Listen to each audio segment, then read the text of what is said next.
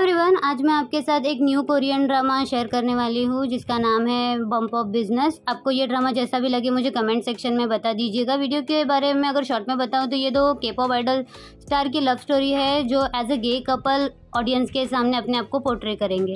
तो वीडियो को स्टार्ट करते हैं। वीडियो की स्टार्टिंग में हमें दो बच्चे खेलते हुए दिखाए जाते हैं। ये हमारे फर्स्ट मेन लीड एडन है जो अपना बचपन का ड्रीम देख रहा होता है और वो अपने ड्रीम से जाग जाता है। फिर सीन शिफ्ट होता है, हमें एडन को जो है वो जिम में दिखाया जाता है जहाँ पे उसके पास उसके दोनों दोस्त आते हैं जिसका नाम है वोसंग और डंग। वो दोनों एडन को जो है गुड मॉर्निंग विश करते हैं और कहते हैं क्या तुमने एक अच्छा सपना देखा। एडन उनसे माफ़ी मांगते हुए कहता है कि हम लोगों ने डिसाइड किया था कि हम लोग जो है वो साथ में डेब्यू करेंगे लेकिन मैं पहले डेब्यू कर रहा हूँ। तो वोसंग उससे कहता है कि तुम्हें माफ़ी मांगने की कोई ज़रूरत नहीं है, हम लोगों ने डिसाइड किया था ना कि जो भी पहले डेब्यू करेगा हम उसे कॉन्ग्रेचुलेशन विश करेंगे। उस पर डंग उससे कहता है कि भले ही मैं तुम्हें कॉन्ग्रेचुलेशन विश कर रहा हूँ लेकिन अंदर से मैं थोड़ा सा जेलस फील कर रहा हूँ, लेकिन कोई बात नहीं, तुम मेरा इंतज़ार करना, मैं बहुत जल्दी तुम्हारे पास आऊँगा। तो एडन उससे कहता है एज अ सीनियर होने के नाते मैं तुम्हारा स्वागत करूँगा और ऐसे उनकी मजाक मस्ती चलती रहती है।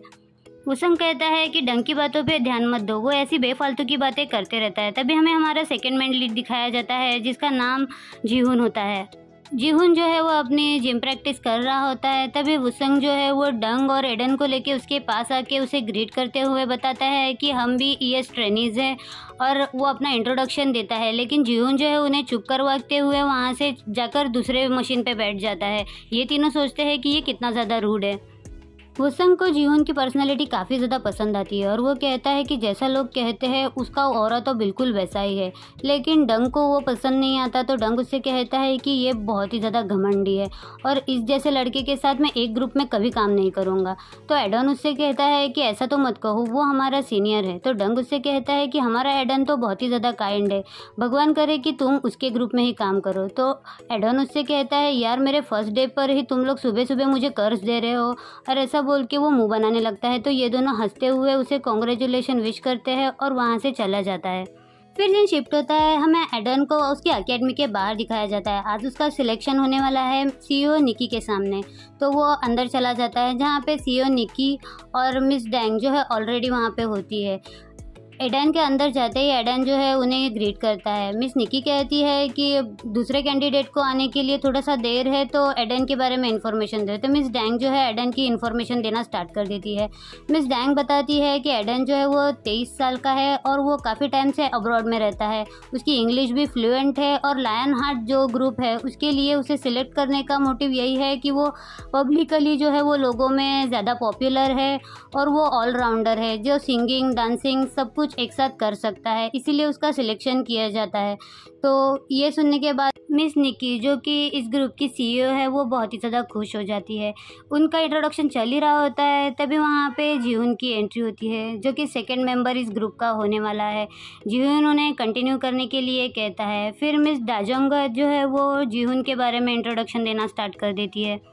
जीहुन के बारे में इंट्रोडक्शन देते हुए कहती है कि जीहुन जो है वो पहले से बहुत ही ज़्यादा पॉपुलर है। उसने पहले ही डेब्यू कर चुका होता है लेकिन काफ़ी सारे स्कैंडल की वजह से वो जो है पहले की तरह पॉपुलर नहीं रहा। लेकिन लायन हार्ट प्रोजेक्ट करने के बाद वो जो है उसकी पॉपुलैरिटी दोबारा से गेन करेगा और वो जो है एक पिलर का काम करेगा इस प्रोजेक्ट को सक्सेसफुल करने के लिए। और एडन और उसको जो है एज अ पार्टनर डेब्यू करना है। ये सुनने के बाद एडन कहता है क्या मुझे जीहुन के साथ एज अ पार्टनर डेब्यू करना है। मिस निकी कहती है क्या तुम्हें इस चीज़ से प्रॉब्लम है। तो एडन कहता है कि नहीं, लेकिन जीहुन ने जो वो पहले ही डेब्यू कर चुका है तो क्या ये सही होगा कि मैं उसके साथ डेब्यू करूं। तो मिस निकी उससे कहती है कि ये जीहुन के पॉपुलैरिटी के लिए अच्छा है कि वो अपनी इमेज जो है वो दोबारा से रिस्टोर कर सकेगा और तुम्हें जो है वो अचानक से पॉपुलैरिटी मिलेगी क्योंकि जीहुन ने पहले ही डेब्यू कर चुका है तो लोग उसे जानते हैं और अगर तुम उसके साथ काम करोगे तो लोग तुम्हें भी बहुत जल्दी जानने लगेंगे।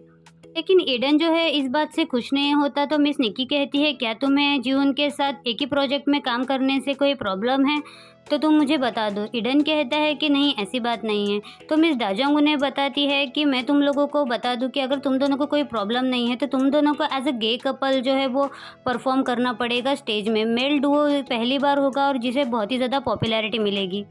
एडन जो है इस बात से खुश नहीं होता और कहता है क्या मुझे एज अ गे यहाँ पे प्रेजेंट करा जाएगा। तो मिस निकी कहती है क्या तुम्हें इस बारे में पता नहीं है कि सिर्फ परफॉर्मेंस करना है, तुम एज अ गे नहीं होगे।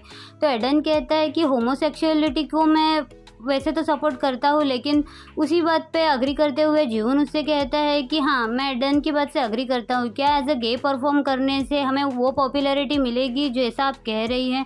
तो मिस डाजंग कहती है कि हाँ, काफ़ी सारे ग्रुप ने जो है वो गे परफॉर्मेंस किए हैं, उन्हें काफ़ी ज़्यादा पॉपुलैरिटी मिल चुकी है और हमने इस पर बहुत ही ज़्यादा रिसर्च किया है, उसके बाद ही हमने ये कॉन्सेप्ट रखा है। तो जीवन उससे कहता है कि अगर ये बात सच है तो मुझे कोई प्रॉब्लम नहीं है अगर इस बात से एडन भी अग्री करता है। मिस निक्की जो है वो एडन से पूछती है, क्या तुम इस बात से अग्री करते हो। एडन को जो है वो अपने फ्लैशबैक के सीन आते हैं कि वो बचपन में जिस लड़की के साथ बैठा था वो लड़की उससे कुछ कहना चाहती थी। सीन प्रेजेंट में शिफ्ट होता है।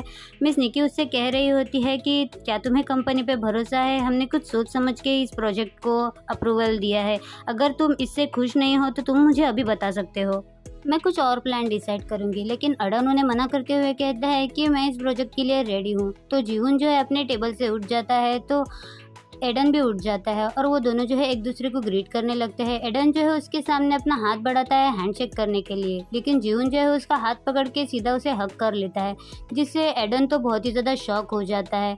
वैसे निक्की और मिस डाजोंग भी शॉक होते हैं, लेकिन जीवन जो है उन्हें बता देता है कि आप इसी बारे में बात कर रही थी ना। तो मिस निक्की समझ जाती है और वो उसे थम्स अप दिखाते हुए कहती है कि तुम बिल्कुल सही जा रहे हो। फिर सीन शिफ्ट होता है, हमें दिखाया जाता है कि वो दोनों जो है अपना फ़ोटोशूट करवा रहे होते हैं। एडन जो है वो काफ़ी ज़्यादा नर्वस होता है, लेकिन जीवन जो है उसे कंफर्ट करने की काफ़ी ज़्यादा कोशिश करता है। एडन काफ़ी ज़्यादा अनकंफर्टेबल होता है और जीहुन जब भी उसके क्लोज आता है तो एडन जो है उससे अपने आप से दूर करता है, जिससे इरिटेट होते हुए मिस डाजंग उससे कहती है कि तुम दोनों जो है ऑकवर्ड दिख रहे हो, तुम दोनों के बीच की केमिस्ट्री नहीं दिख रही है, तो फोटो बिल्कुल भी अच्छे नहीं आ रहे। तो एडन उनसे कहता है तो आप क्या चाहती है कि हम क्या करें। तो जीहुन जो है उसे अपने क्लोज कर लेता है और उसे कहता है कि मुझे लीड लेने दो, और वो उसके क्लोज आके उसे किसिंग वाले पोज देते रहता है, जिससे एडन तो काफ़ी ज़्यादा शाय करता है और अपनी आंखें बंद कर लेता है। जीवन उसे कहता है कि अपनी आंखें खोलो, और उसके बाद जो है उनके फ़ोटोज़ काफ़ी ज़्यादा अच्छे आते हैं, जिससे फोटोग्राफर और मिस डाजंग दोनों बहुत ज़्यादा खुश हो जाते हैं। फोटोशूट के बाद एडन की धड़कनें जो है वो बहुत ही ज़्यादा तेज़ हो जाती है। फिर सीन शिफ्ट होता है, हमें दिखाया जाता है मिस डाजंग जो है वो फोटोशूट के बारे में मिस निक्की को बताते हुए कहती है कि जीवन तो बिल्कुल प्रोफेशनल है, उसने जिस तरह से एडन को हक किया मेरी तो आंखें ही फटी की फटी रह गई। और उनके फ़ोटोशूट के बाद तो काफ़ी ज़्यादा बज़ क्रिएट हो चुका है, उनकी पॉपुलैरिटी और भी ज़्यादा गेन होती जा रही है। कमेंट्स भी काफ़ी ज़्यादा आ रहे हैं। पता है कि वो जीवन के बारे में थोड़े से नेगेटिव है, लेकिन नेगेटिव पब्लिसिटी भी पब्लिसिटी ही होती है, और हमारी गे परफॉर्मेंस को लेकर तो बहुत ही ज़्यादा बज़ क्रिएट हो रहा है, जिससे ये परफॉर्मेंस बहुत ही ज़्यादा हिट होने वाली है। फिर वो सोचती है कि मैंने ये क्या कह दिया, और वो जीवन से माफ़ी मांगती है। मिस निक्की एडन से पूछते हैं कि तुम लायन ग्रुप का मेंबर बन के खुश हो। तो एडन उन्हें कहता है कि हाँ, मैं बहुत खुश हूँ, और मैं इस सबका थैंक्स जो है सीनियर जीवन को करना चाहूँगा। जीवन कहता है कि मैं भी बहुत ज़्यादा खुश हूँ। फिर मिस निक्की उन दोनों से कहती है कि मैं चाहती हूँ कि तुम दोनों जो है वो अपनी पॉपुलैरिटी मेंटेन रखो, शो के अंदर भी और शो के बाहर भी। एडन कहता है क्या आउटसाइड वर्ल्ड में भी। तो मिस डाजंग जो है वो कहती है कि तुम्हें आजकल के फैंस के बारे में तो पता ही है, वो लोग किस तरह के कमेंट करते हैं कि तुम लोग जो है वो गे लोगों का फ़ायदा उठाते हुए अपना प्रॉफिट गेन करने की कोशिश करते हो। और जीवन के बारे में तो काफ़ी ज़्यादा नेगेटिव कमेंट है कि उन्हें एडन के लिए बुरा लग रहा है कि वो जीवन के साथ है। फिर वो सोचती है कि मैंने ये क्या बोल दिया, और वो जीवन से माफ़ी मांगती है कि सॉरी, मेरी ज़बान फिसल गई। जीवन कहता है कि मुझे उस कमेंट से कोई फ़र्क नहीं पड़ता। तो मिस डाजंग जो है वो खुश हो जाती है और कहती है कि मैं अप्रिशिएट करती हूँ कि तुम एक बहुत अच्छे आर्टिस्ट हो।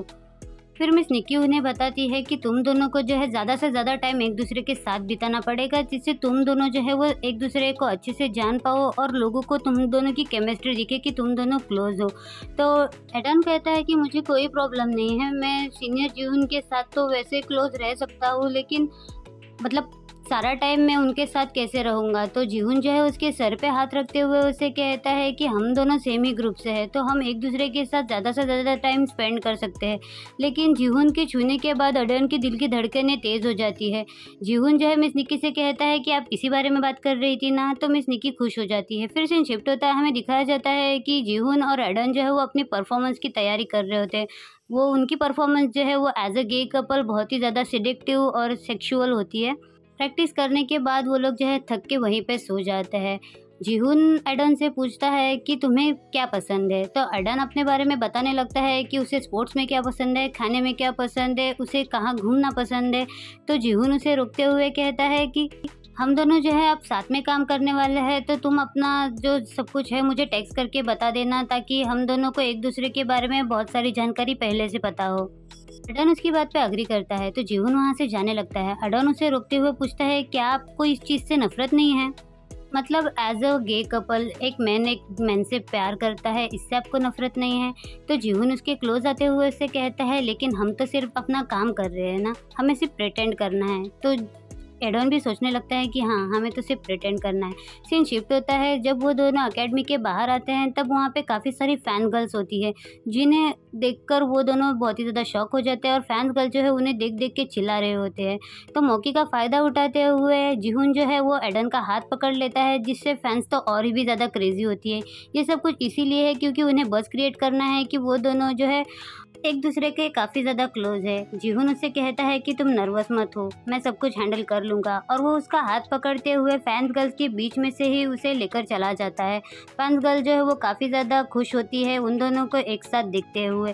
फिर सीन शिफ्ट होता है, हमें दिखाया जाता है एडन जब सोया हुआ होता है, तो वो उसी सीन के बारे में सोच रहा होता है जब जीहुन ने उसका हाथ पकड़ा था। फिर कुछ देर बाद जब उसकी नींद खुलती है, तो वो अपने सामने जीहुन को देखता है। वो कहता है कि जीहुन आप यहाँ पे क्या कर रहे हो। जीहुन उससे कहता है कि तुम ही तो चाहते थे। तो एडन सोचने लगता है क्या मैंने आपको यहाँ पे इनवाइट किया था, मुझे इस बारे में याद नहीं है, और आपने इस तरह का आउटफिट क्यों पहना है। फिर उसे जीहुन कहता है कि तुम ही तो चाहते थे, और वो जो है उसके क्लोज आके उसे किस करने की कोशिश करता है। इसी के साथ एपिसोड 1 यहीं पे ख़त्म होता है। वीडियो पसंद आए तो वीडियो को लाइक, शेयर, कमेंट और मेरे चैनल को सब्सक्राइब कर दीजिएगा। अगर आप ज़्यादा से ज़्यादा कमेंट करेंगे तो मैं इसका पार्ट 2 भी जल्दी लाऊंगी। Thank you so much for watching. Bye bye.